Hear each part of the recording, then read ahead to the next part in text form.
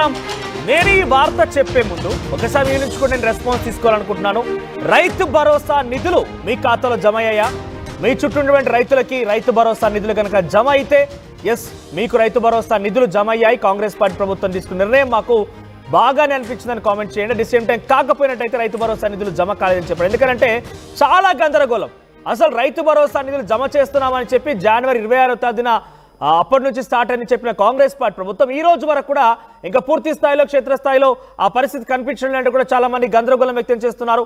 ఇప్పటి వరకు కేవలం 3 ఎకరాల లోపు రైతులకు మాత్రమే రైతు భరోసా నిధులు జమ అయినట్టుగా తెలుస్తోంది. జనవరి 26 నుంచి ఇప్పటి వరకు కేవలం 3,000 కోట్లు మాత్రమే పంపిణీ చేశారు.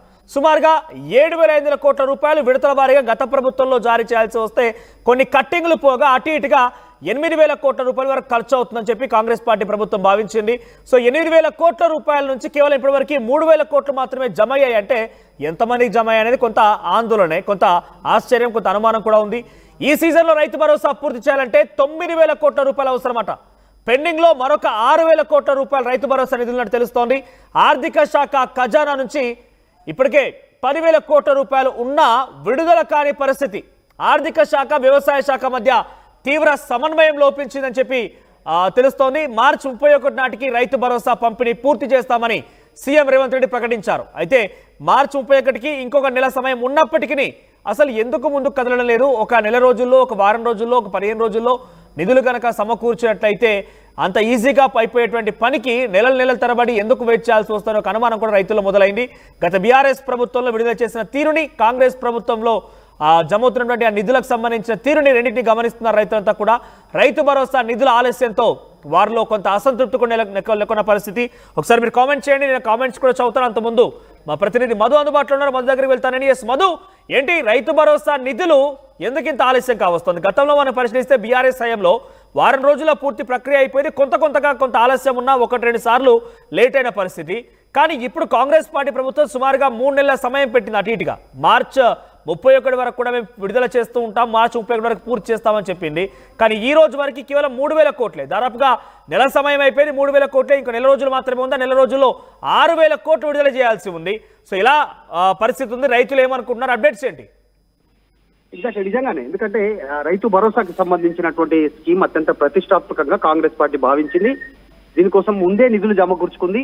దాదాపు 10,000 కోట్ల నిధులు రాష్ట్ర ఖజానాలో సిద్ధం చేసుకున్నప్పటికీ కూడా మనం గతం నుంచి చెప్తా ఉన్నాం, నిధులలో ఏమీ లేదు. ప్రస్తుతం దీనికి సంబంధించి ఇతర ఖర్చులు తగ్గించుకుంది రాష్ట్ర ప్రభుత్వం. దుబారా ఖర్చుల్ని రైతు భరోసా కోసమే ప్రత్యేకంగా నిధులు సమకూర్చుకుంది.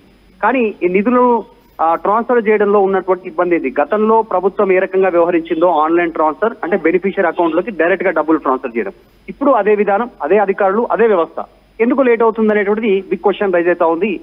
జనవరి 26న ప్రారంభించినటువంటి స్కీము మార్చి 31 డెడ్ లైన్ పెట్టుకున్నారు. కానీ ఎందుకు అంత టైం పీరియడ్ ఎందుకు తీసుకోవాల్సి వచ్చింది? ఆలోచన ఏంటి? ప్రభుత్వ ఆలోచన అనేటువంటిది కాస్త చర్చనీయాంశం అవుతా ఉంది. స్థానిక సంస్థల ఎన్నికల నేపథ్యంలో ఈ నిర్ణయం తీసుకుందనేటువంటి చర్చ జరిగితే ఇప్పుడు ముఖ్యమంత్రి చెప్తా ఉన్నారు, మేము రిజర్వేషన్లు అమలు చేసిన తర్వాతనే స్థానిక సంస్థల ఎన్నికలకు వెళ్తామనేటువంటి. మరి అట్లాంటి నేపథ్యంలో ఇప్పుడు 31 లోపల గనక నిధులు జమ చేస్తే మరి స్థానిక సంస్థల వరకు డబ్బులు తీసుకున్నటువంటి వారు మర్చిపోతారా? ప్రభుత్వానికి అనుకూలంగా ఓటు వేయరా? ఏం చర్చ జరుగుతా ఉంది? ఏం ఆలోచిస్తా ఉంది రాష్ట్ర ప్రభుత్వం అనేటువంటిది పెద్ద ఎత్తున చర్చ కొనసాగుతా ఉంది. కేవలం 3,000 కోట్లు జమ చేయడం వెనుక ఉన్న రీజన్ ఏంటి? ఇంకా దాదాపు 6,000 కోట్ల రూపాయలు ట్రాన్స్ఫర్ చేయాల్సినటువంటి అవసరం ఉంది. బెనిఫిషియరీ ఎంత ఎదురు చూస్తా ఉన్నారు. ఇప్పటికీ 3 నెలల టైం, అంటే ప్రభుత్వం వచ్చినప్పటి నుంచి స్కీమ్ అమలు చేయలేదు. ఫస్ట్ 15,000 అన్నారు, దాన్ని 12,000 కుదించారు. అయినప్పటికీ కూడా ఆ స్కీమ్ కూడా ఎందుకు కంటిన్యూ చేయలేకపోతా ఉన్నారు? విత్ ఇన్ ద టైం లోపల షెడ్యూల్ వైజ్ గా పడతాయన్నారు. 3 ఎకరాల వరకే పడ్డాయి. మిగతా వారు ఎందుకు పడట్లేదు? మిగతా వారికి 4 ఎకరాలు, 5 ఎకరాలు, 6.5 ఎకరాల వారికి ఎక్కువ మంది ఉన్నటువంటి పరిస్థితి. వాళ్ళంతా కూడా 5.5 ఎకరాలు, 6 ఎకరాల లోపలనే 90% మంది రైతులు ఉన్నారనేటువంటి ప్రభుత్వం చెప్పే ప్రయత్నం చేసింది. మరి వారి కోసం ఎందుకు ఆపుతా ఉంది నిధులను అనేటువంటిది చర్చనీయాంశం అవుతా ఉంది. క్షేత్రస్థాయిలో రైతుల నుంచి వ్యతిరేకత వస్తుంది. మరి 31 వరకు కనీసం దీన్ని కంప్లీట్ చేసే అవకాశం ఉందా, ఇంకా పొడిగించే అవకాశం ఉందా అనేటువంటి చర్చ రైతుల్లో పెద్ద ఎత్తున కొనసాగుతా ఉంది.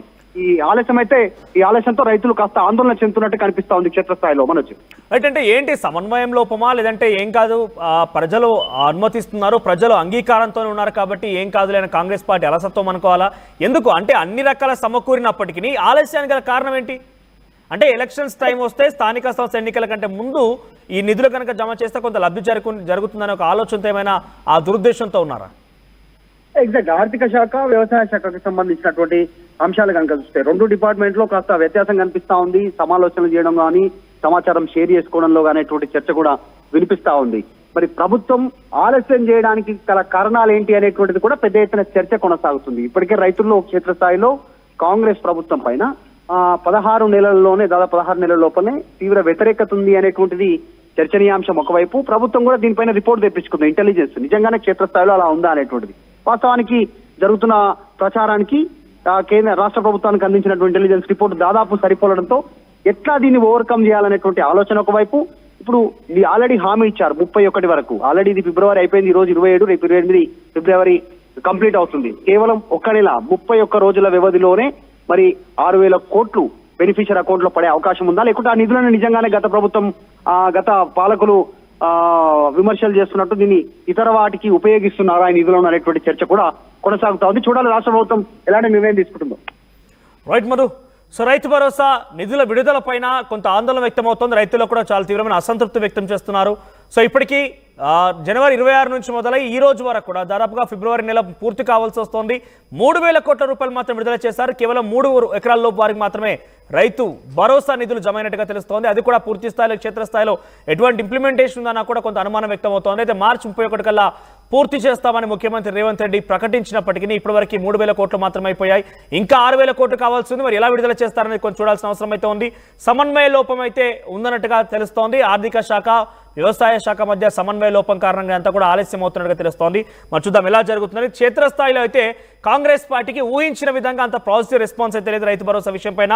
మొదట 15,000 రూపాయలని చెప్పారు, ఆ తర్వాత 12,000 రూపాయలుగా కుదించారు దాన్ని. అది కూడా ప్రజలు యాక్సెప్ట్ చేస్తున్నారా లేని ఒక భావనలో ఉన్నారా, లేదంటే స్థానిక సంస్థల ఎన్నికల ముందు దీన్ని కొంచెం గేమ్ ప్లాన్ చేయాలని ఆలోచనతో ఉన్నారా, ఏదో ఏమైనా కూడా రైతులు అయితే ఆవేదన వ్యక్తం చేస్తున్నారు, ఆందోళన వ్యక్తం చేస్తున్నారు. యాసంగి పంట కూడా సగానికి పైగా కావచ్చింది.